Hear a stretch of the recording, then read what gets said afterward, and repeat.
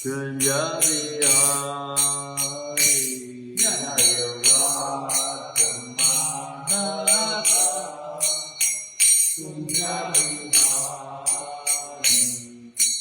Gopi Jana Baba Girivaradhari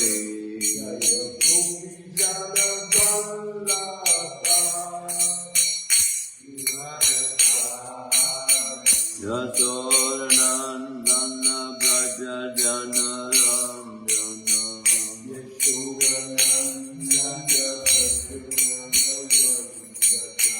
Yamuna Tira Vanachari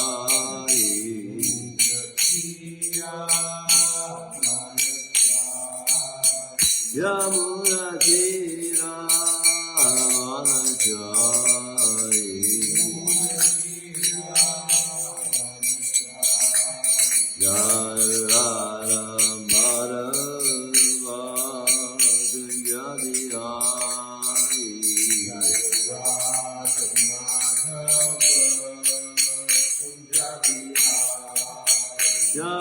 Mara Punjabi Hari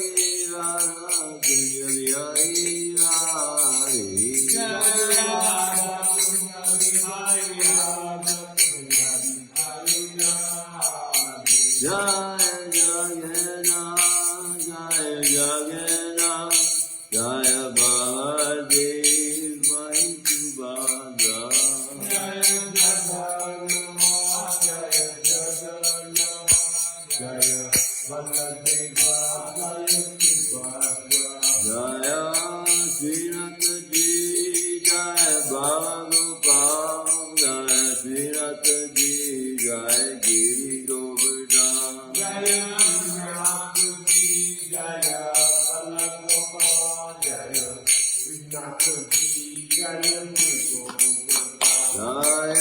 Gaurani Chai Jaya Gaurani Chai Jaya Gaurani Chai Jaya Gaurani Chai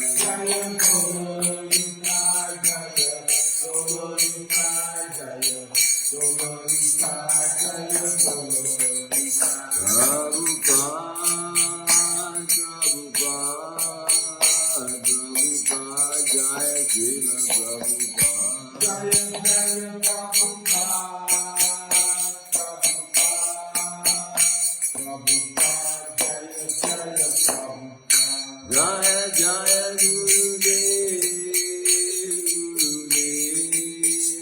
Gurudev Jaya Jaya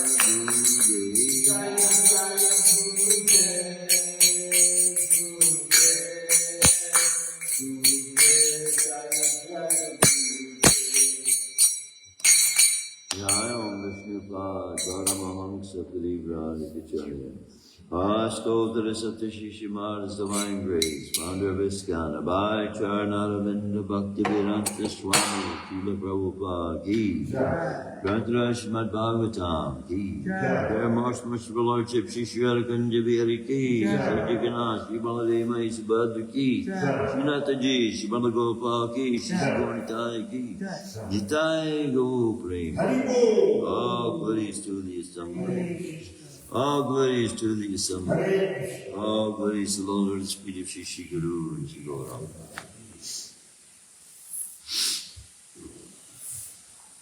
In text 10. 10.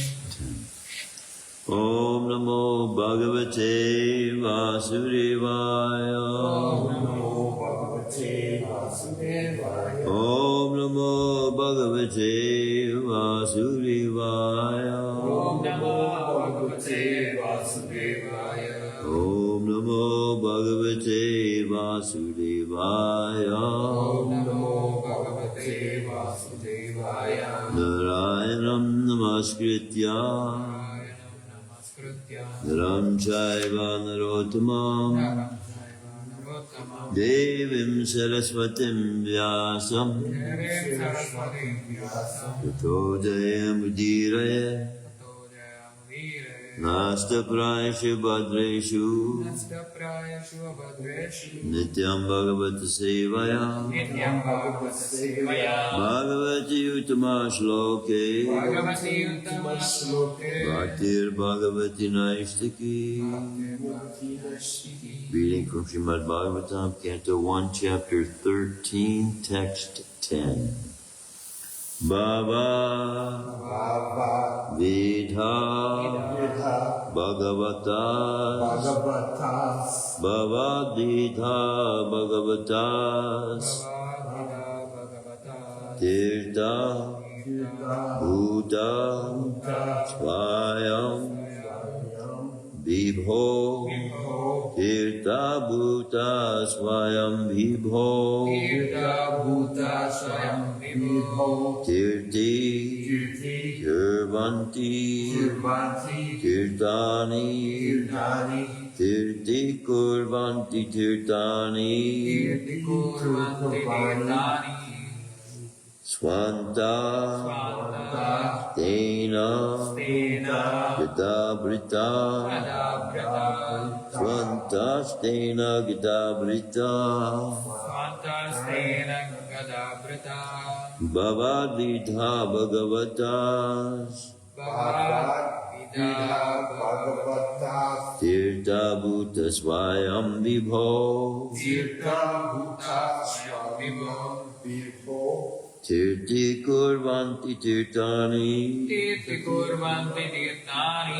Swanta Stena Gadabrita Bhavadidha Bhagavatas Tirtha Bhuta Swayam Vibho Tirti Kurvanti Tirtani Swanta Stena Gadabrita. Please chant.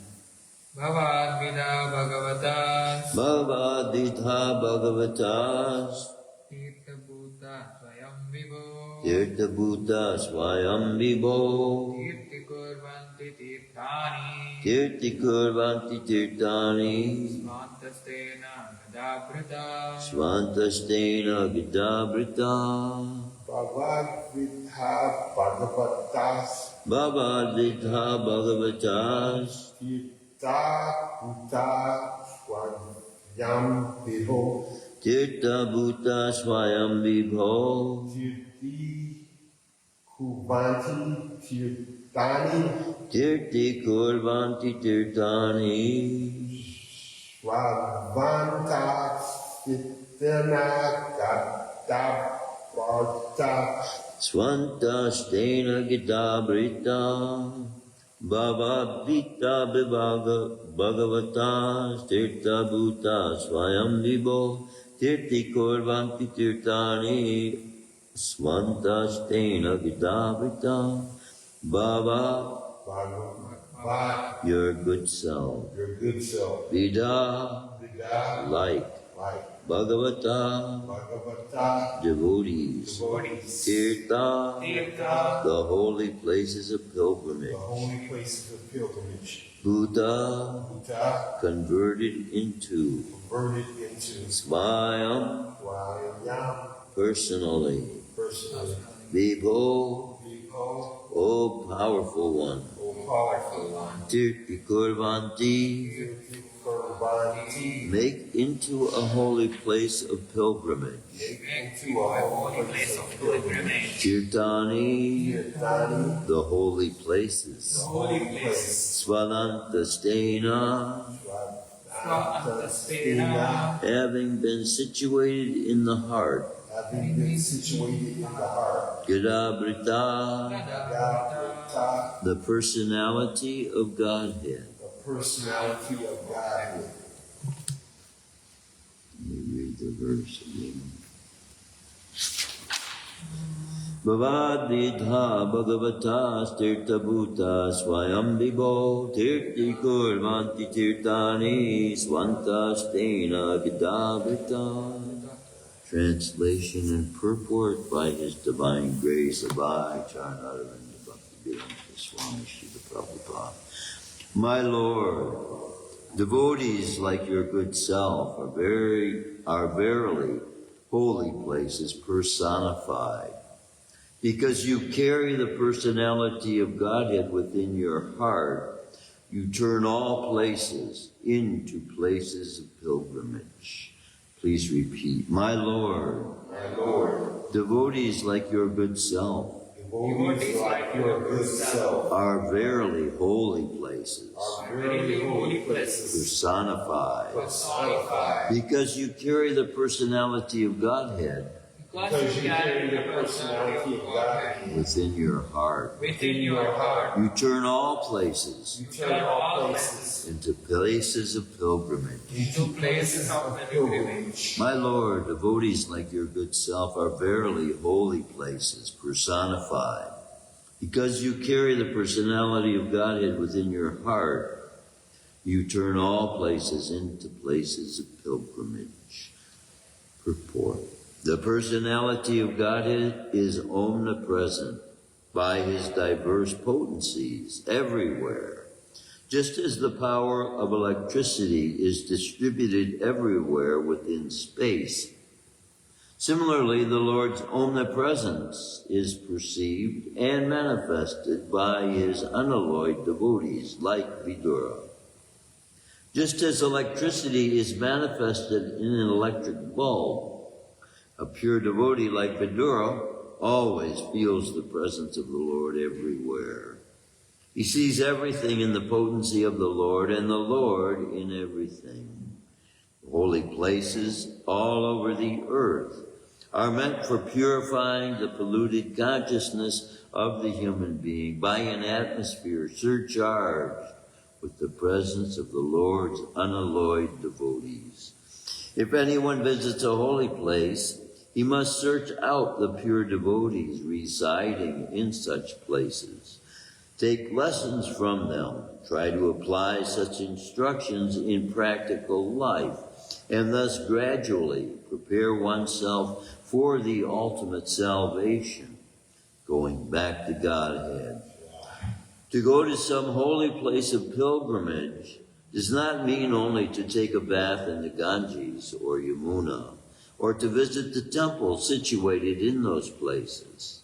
One should also find representatives of Vidura who have no desire in life save and except to serve the personality of Godhead.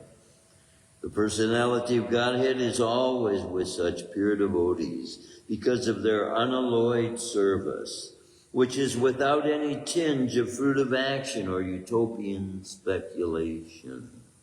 They are in the actual service of the Lord, specifically by the process of hearing and chanting. The pure devotees hear from the authorities and chant, sing, and write of the glories of the Lord.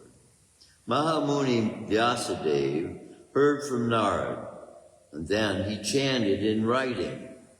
Sukadeva Goswami studied from his father, and he described it to Parikshit.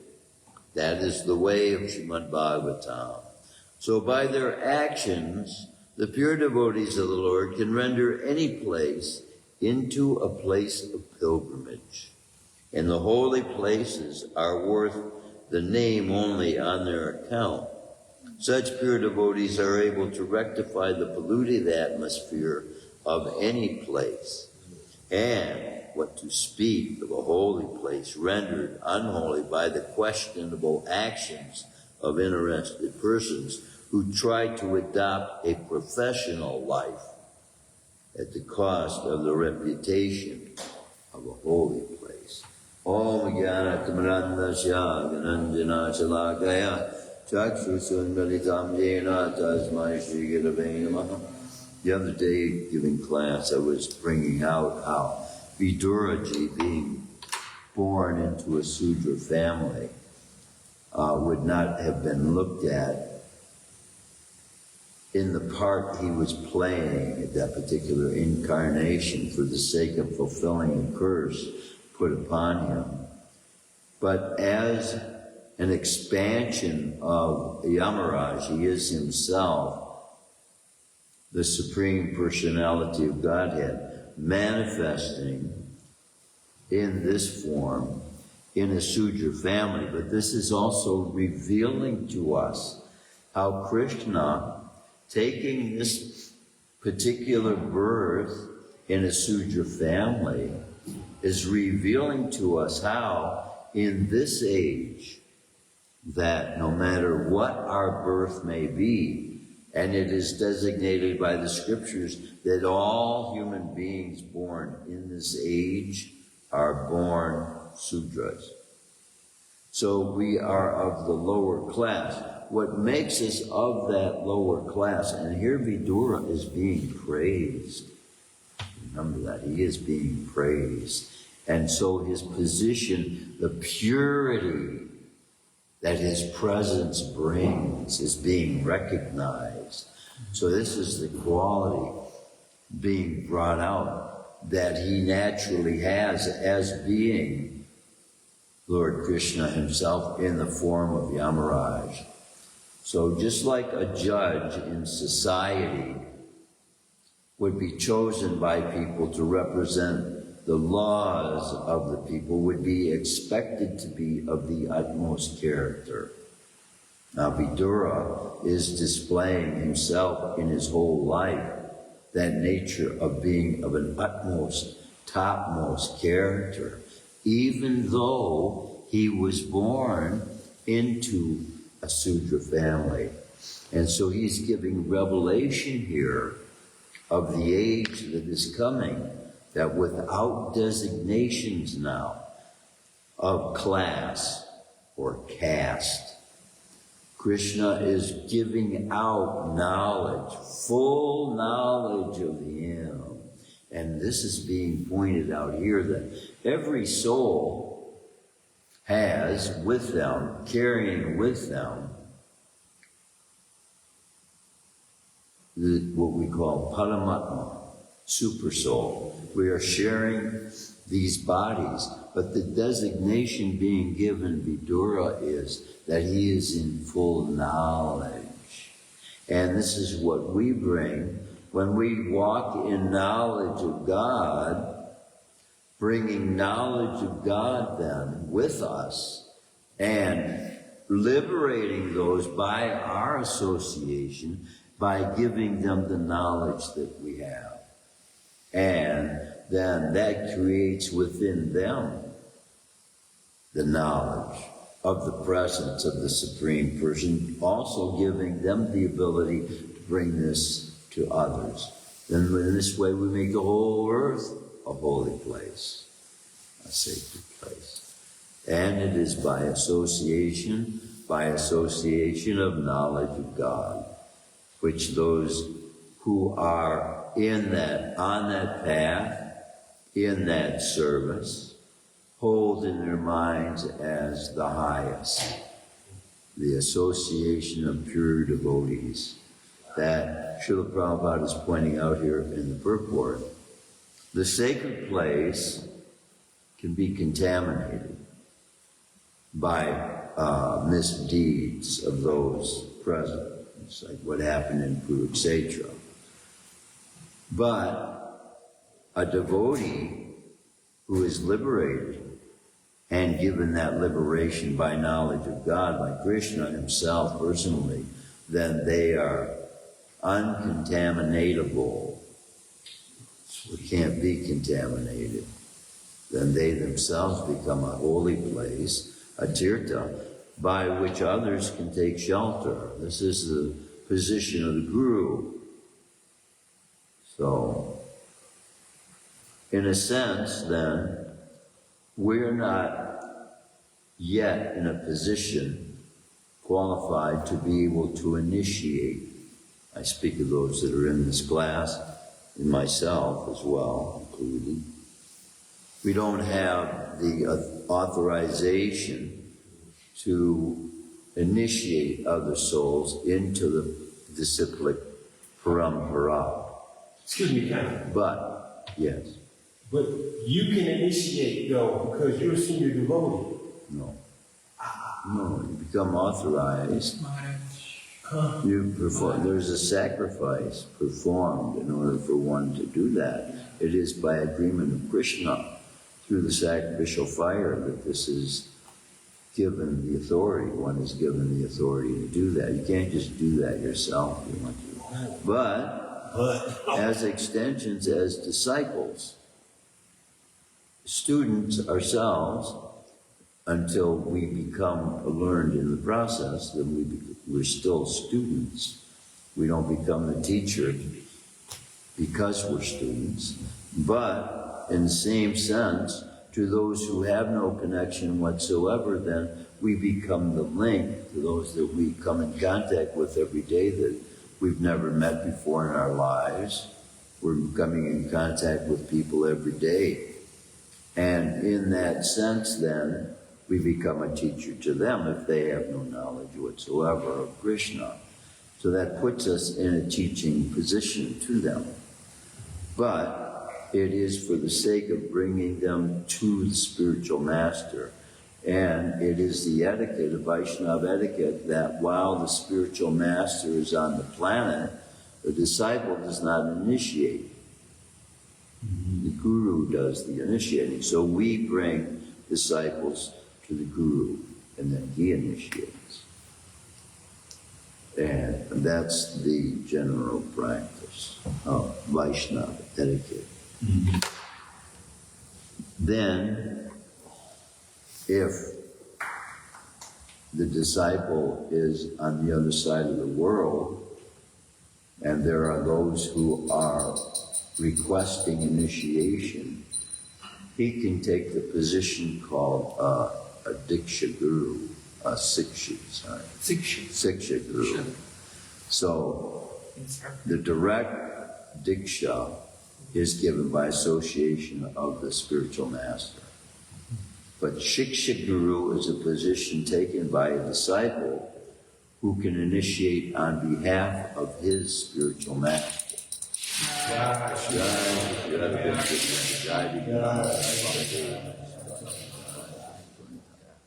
So this is the position many disciples of Srila Prabhupada had in their relationship with Srila Prabhupada, and never had personal darshan of Srila Prabhupada, but were nevertheless connected.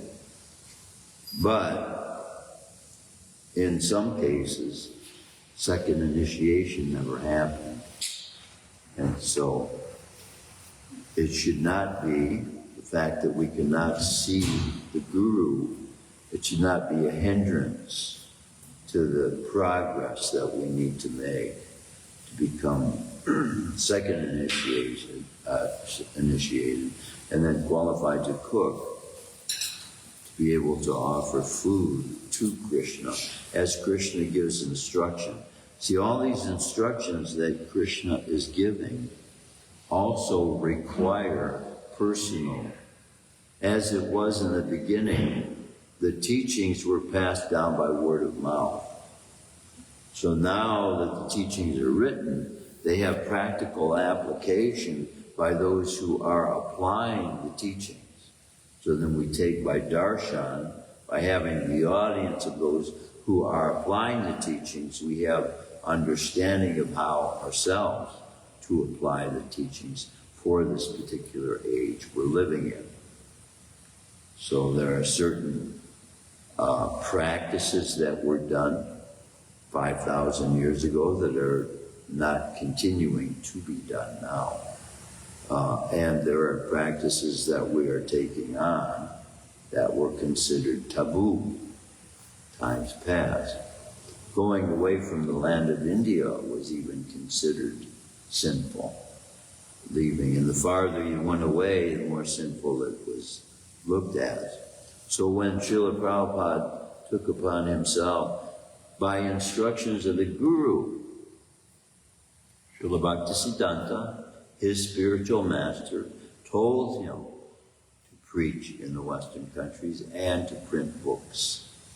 So it was by inspiration of Krishna, in order for the knowledge, Krishna's own knowledge, to be spread throughout the world, that he inspired Srila Bhaktisiddhanta to give instruction to his disciple to do what would seem to be contrary to scriptures even. But in doing so, Krishna empowered him. So similarly, like when Yudhisthira was on the battlefield, and Krishna told him, tell Duryodhana that Ashwatthama is dead. But he wouldn't do that. He wouldn't do that. Because of that, he had to smell hell. He'd smell hell.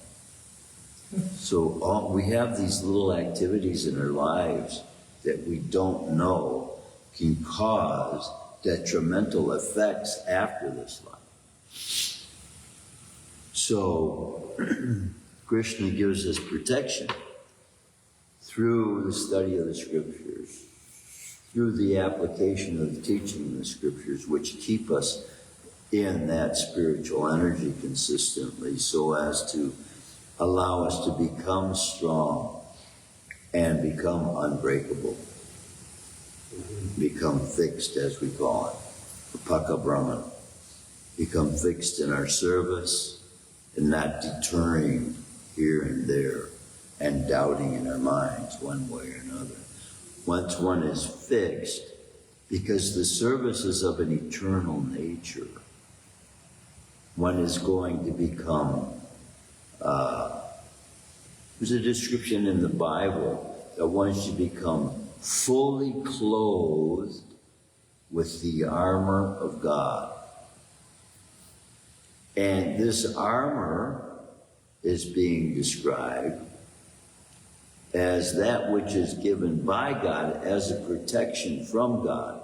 So we have Krishna's words, which we fill our mind with, our consciousness with. We have Krishna's instructions. We have association of Krishna's devotees, and that keeps us in protection.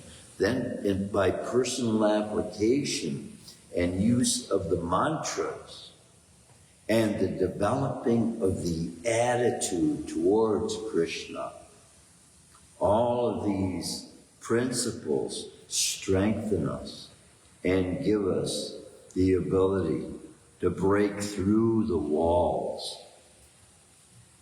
of resistance that the world has built in its efforts to building its own little society apart from God, place of enjoyment where the inhabitants are believing they can enjoy themselves separately from God. And so they find all these little bits and pieces of enjoyment here and there, which they find fully satisfying. But for the soul that is longing to know God, that is wanting fulfillment in life, then you will not be finding satisfaction until it comes in contact with directly that God is giving to mankind to be able to know Him in fullness. And this chanting of Hare Krishna is that very gift of God to mankind, because the nature of everything in the spiritual world, that the sound of it is what it is. What it is. So see, sound is so powerful there. We have to be protected, because the sounds people are making here in this material world will be destructive if they had the empowerment to use what their anger, their lust, and their greed pushes them to desire.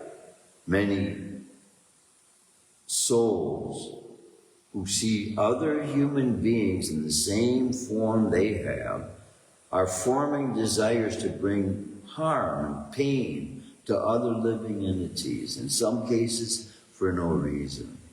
And this is all by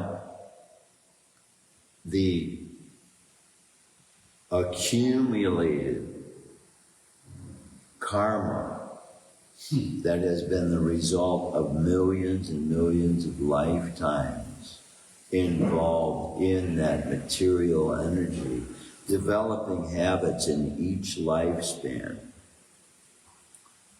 that have caused us to be linked to that, to form such patterns, thought patterns, that are continuously, until we are removed from that, entirely from that material energy, we're contributing to that karmic force that everybody in the material world that is under the submission of does not know that they are controlled by that karma force, which is laws embedded into the nature of everything in this world.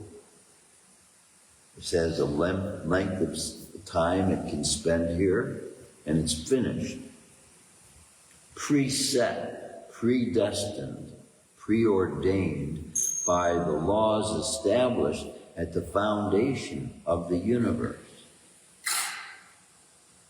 The end result of every living entity was prior known.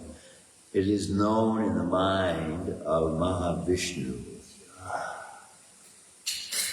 The end result of all karmic reactions is the perfected law of Krishna established in this universe. Before all the living entities came, law was there.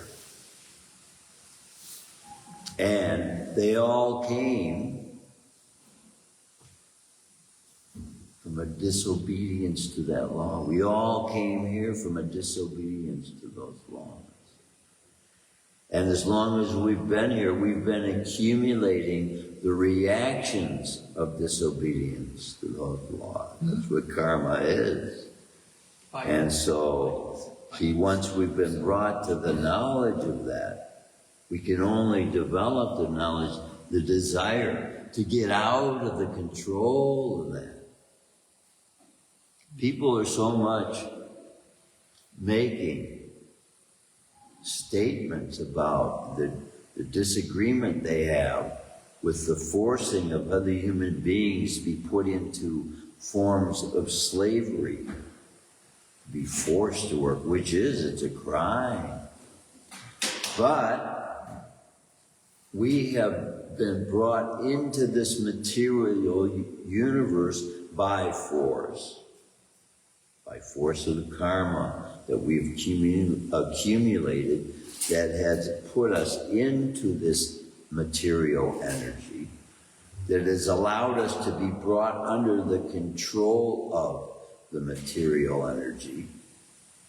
It is by the consciousness we have developed to want to gain something from the material energy, as though it was ours to have and to control and to experience. And so Krishna gives us the environment of making that available to us to experiment with. But what it is meant to do by the suffering involved in it is to prod us to look towards that place where there is no suffering, where there is no anxiety, where everything is perfect, and that is Vaikuntha. And the means of being able to experience that consciousness in the very present now, even though we are forced now by nature of these physical bodies in this material universe, subject to all the pain and suffering that is available in it by force. Krishna is giving us a way to become completely free from it. And that's what this chanting of his holy names is, to experience what he is empowering with all of his spiritual energies. Now, in other ages, he will do that with other activities. He does that with his fire sacrifice. He does that with meditation. He does that with deity worship as well. In other ages.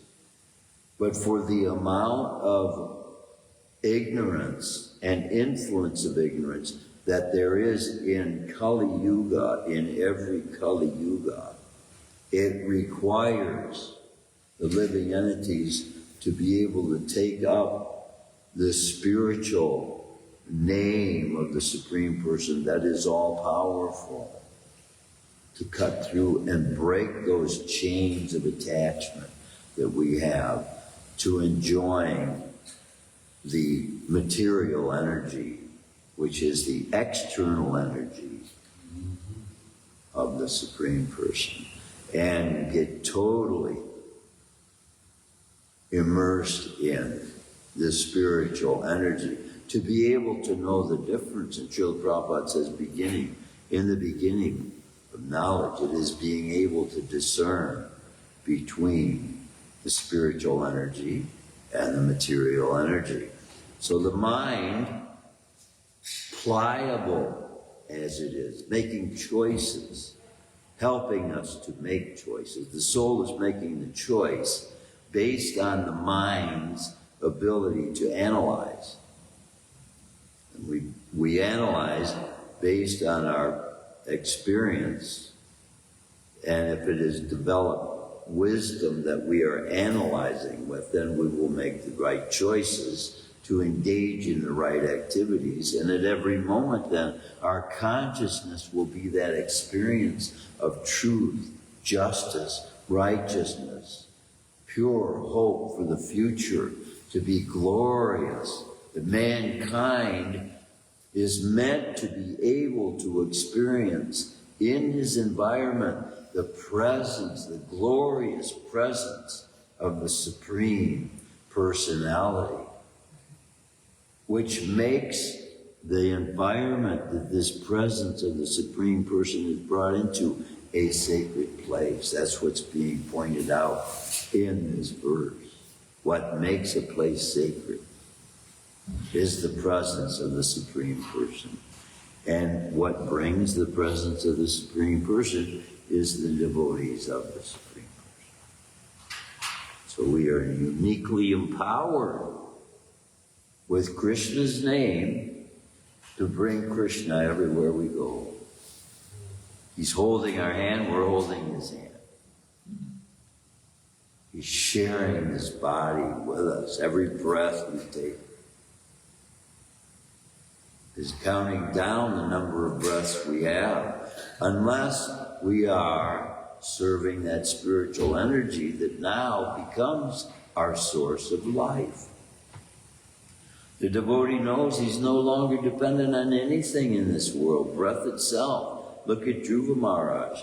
He went without breathing for months. Went without breathing for months. Who has record of this? And without it, then what limitations we have in our minds of ability. We have no idea what abilities Krishna can manifest in our bodies, even in these bodies, as limited as these bodies are. Once we do surrender to the supreme energy that Krishna is, the supreme spiritual potency that Krishna has empowered his names with, we can know that there is going to manifest from our activities that which we were not otherwise capable of being able to manifest. So the keeping of Krishna's four principles then becomes a manifestation of an ability that we wouldn't have of our own selves. And it is from desire also that we develop. I want to be able to keep your regulative principles, Krishna, because I know that's the way you want me to live, and that's the way to purify and perfect the senses of my physical body to be used in your service. And as we keep that attitude in life, then our senses can become purified and perfected as well. So we are being told that old age is a deterioration of ability. And for this physical body it is, but not for the consciousness of the soul And as that is perfected, the greater amount of time we spend immersing ourselves in these teachings and in the activities that these teachings prod us to engage in, the greater will be our experience of happiness and the satisfaction that life is meant to give us as human beings. Because then we can be able to look back on the past experiences we have had with other human beings due to the fact that we have been involved with the spiritual teachings of the Supreme Person. And we will be thankful that he has protected us and give us the ability to develop friendships, loving, compassionate friendships with other human beings who have like-minded purposes to promote love in this world, with the hope that this world can be bettered by the short amount of time we have here to contribute, to make some small contribution. And as minuscule as it may seem, Krishna is accrediting every little tiny speck of effort that we make. He is accrediting that with being a great achievement in human life. Even to the extent that he offers respects by bowing down God, Krishna, in the form of he and his love, in the form of Chaitanya, this golden avatar, who's going to bring the whole future generations of living entities that will come onto this planet. He's going to give them and empower them with the ability to transform this planet into, once again, a heavenly planet.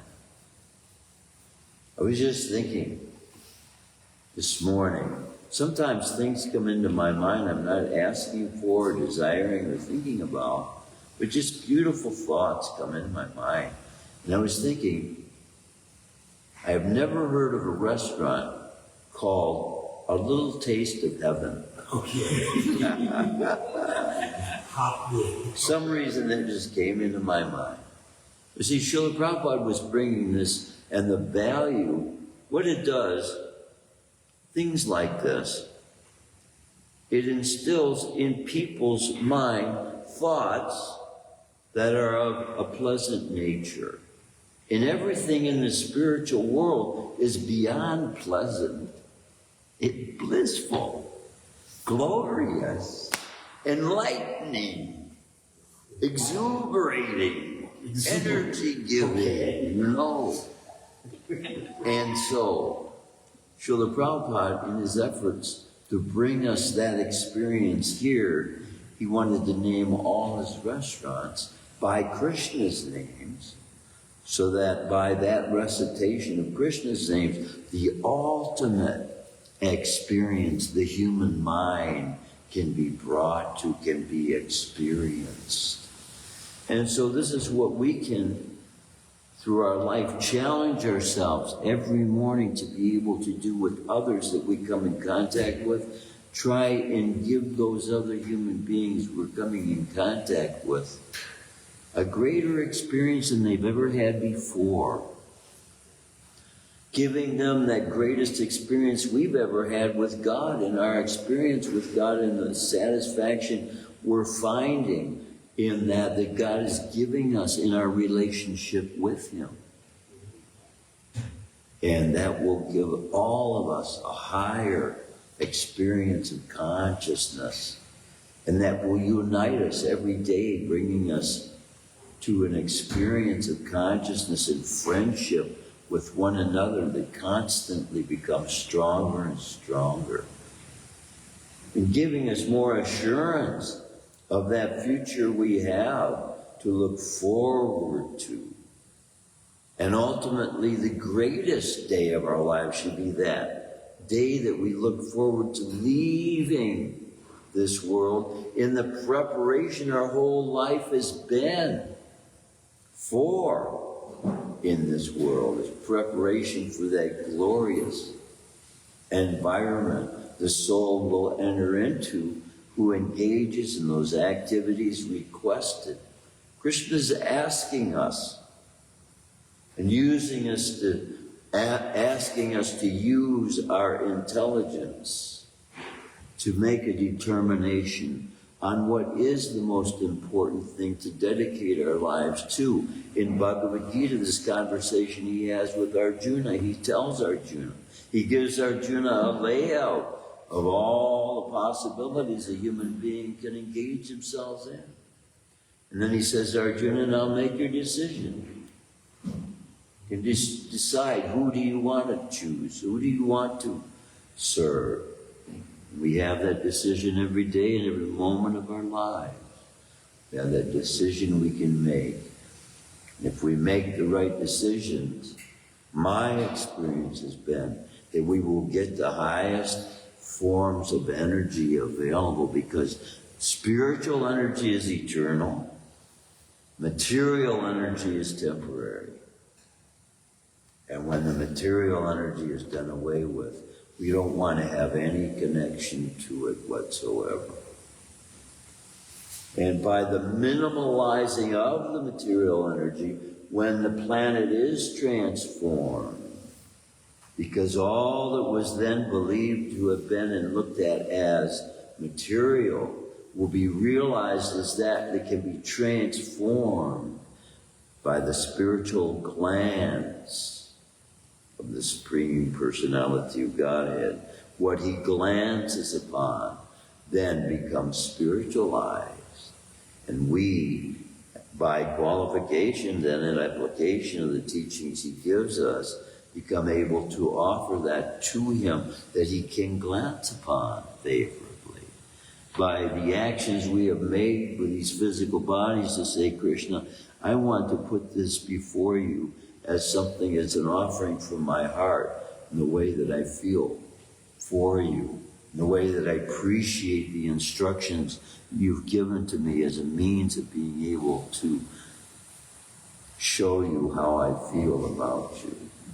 God is giving us the means to reveal to him how we feel about him by our activities. So if we simply act upon the instructions he's given, we will receive the consciousness.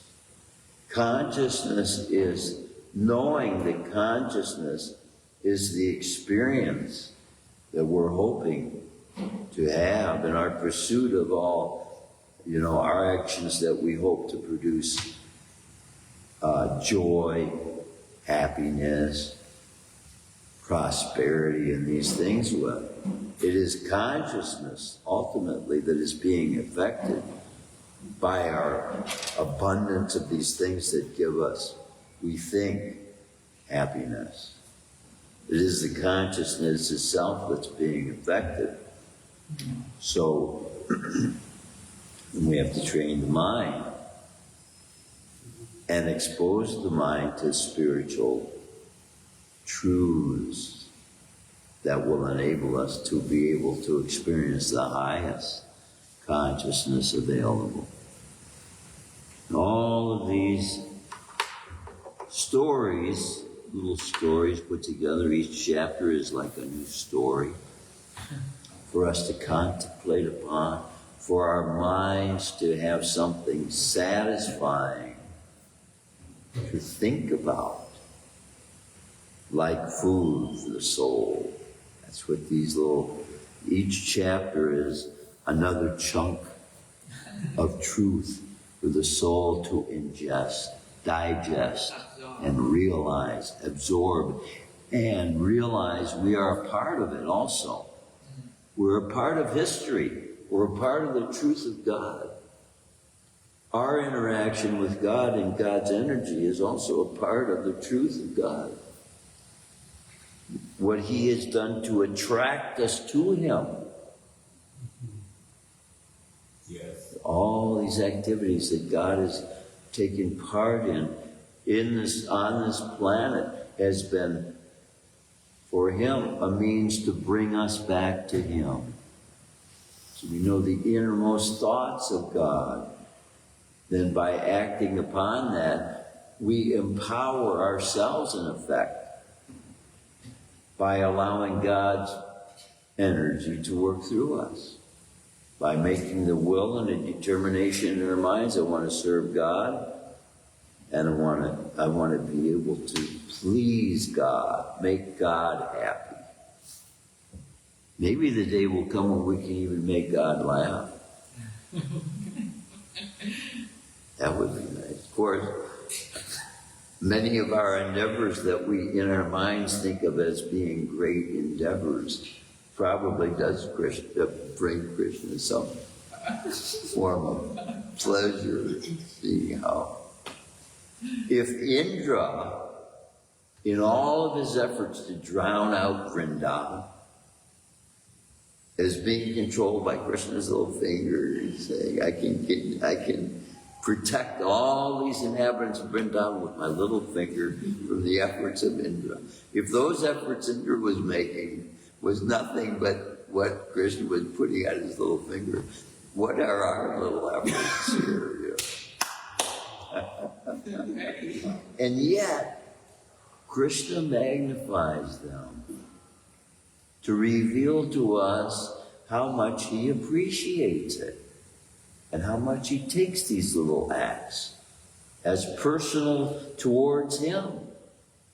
Actually, personal efforts that we make in our endeavors, whether it's chanting, whether it's cooking something nice for Krishna, whether it's even thinking about what we might do next for Krishna.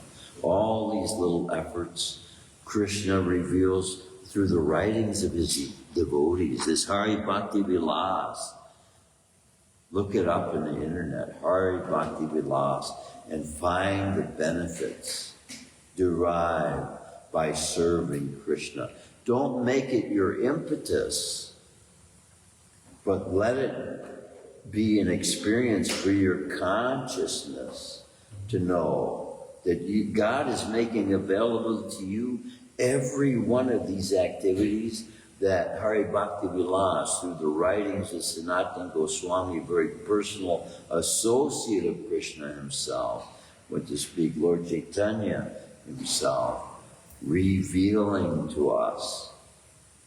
And this is in his heart. Why does he write these things? Because he also wants us to be able to taste this experience of consciousness that all of Krishna's blessed devotees are having is such that they want us to have as well, to know the fulfillment, the joy, the pleasure, the satisfaction of taking part in these activities that are incomparable to all other material functions we've tried to experience pleasure from. Krishna's giving us a means to ultimately come to the state where all we have to do is sing and dance. And that's Vaikuntha. What to speak of Krishna Loka?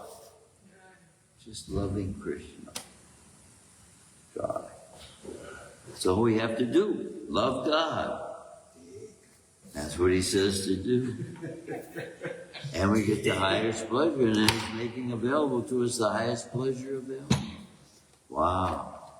What more we ask for? Isn't that life amazing? When you see it from that perspective, God is asking him to love us, asking us to love him. Of course, by slip of the tongue, he's asking us to love one another in doing that. Because the greatest love you can have for mankind is by loving God, because all of God's precepts are for the benefit of mankind. So we should love God.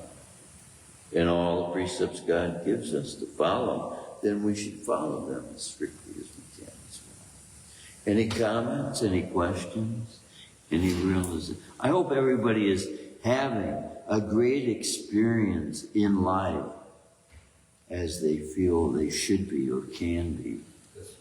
Finding the satisfaction with the output that God is giving them, the purpose that they are fulfilling, that you are fulfilling I hope that you're finding satisfaction in that fulfillment of that which God Himself is giving you to fulfill. Any comments, any questions? Shrimadbhagavatam ki jai, Srila Prabhupada ki jai. All glories to the assembled.